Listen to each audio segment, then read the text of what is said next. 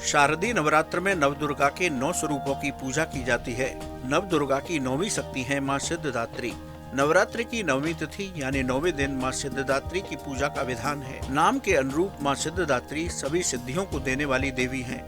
मार्कंडे पुराण में 8 सिद्धियां बताई गई हैं। वहीं ब्रह्म वैवर्त पुराण में श्री कृष्ण जन्म खंड में यह संख्या 18 बताई गई है। मां सिद्धदात्री इन सभी सिद्धियों की अधिष्ठात्री देवी है। मां सिद्धदात्री की पूजा से साधक को सरलता से ये सिद्धियां प्राप्त हो जाती हैं।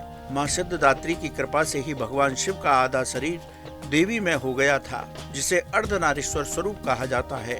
मां सिद्धदात्री का स्वरूप अत्यंत सुंदर है। कमल के फूल पर मां सिद्धदात्री विराजमान रहती हैं। इनका स्वरूप चतुर्भुजी है। इनके हाथों में शंख, चक्र, गदा और कमल पुष्प शोभायमान रहते हैं। नवरात्रि के 9वें दिन मां सिद्धदात्री की पूजा की जाती है। नवरात्रि के पहले 8 दिनों में मां दुर्गा के अलग अलग स्वरूपों की पूजा और उनकी कृपा पाने के बाद साधक सभी सिद्धियों की प्राप्ति के लिए मां सिद्धदात्री की साधना करते हैं। मां सिद्धदात्री की कृपा से साधक की न सिर्फ सभी मनोकामनाएं पूरी होती हैं, बल्कि साधक सभी सिद्धियों का स्वामी बन जाता है। उस साधक के लिए सृष्टि में कुछ भी पाना मुश्किल नहीं होता। ब्रह्मांड पर विजय पाने की शक्ति व्यक्ति में आ जाती है।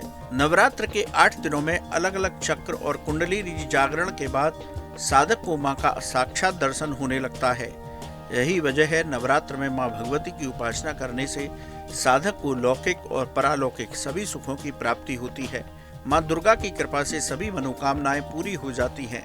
इसके साथ ही जीवन की सभी बाधा और संकटों से मुक्ति मिल जाती है। व्यक्ति सभी सुखों का भोग करता हुआ मां के परम धाम में स्थान प्राप्त करता है। आइए जानते हैं किस विधि से करें मां सिद्धदात्री की पूजा, उनको क्या भोग लगाएं और किस मंत्र का जप करें।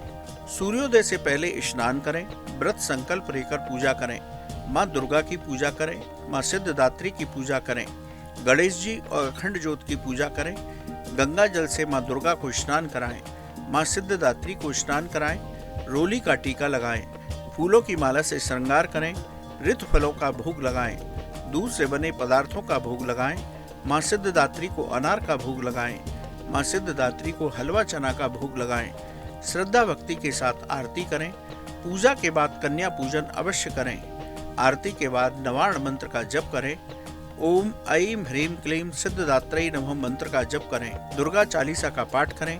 दुर्गा सप्तशती का पाठ करें। शांत भाव से पूरा दिन व्यतीत करें। शाम के समय फिर से आरती करें। तामसिक भोजन न करें और क्रोध करने से बचें।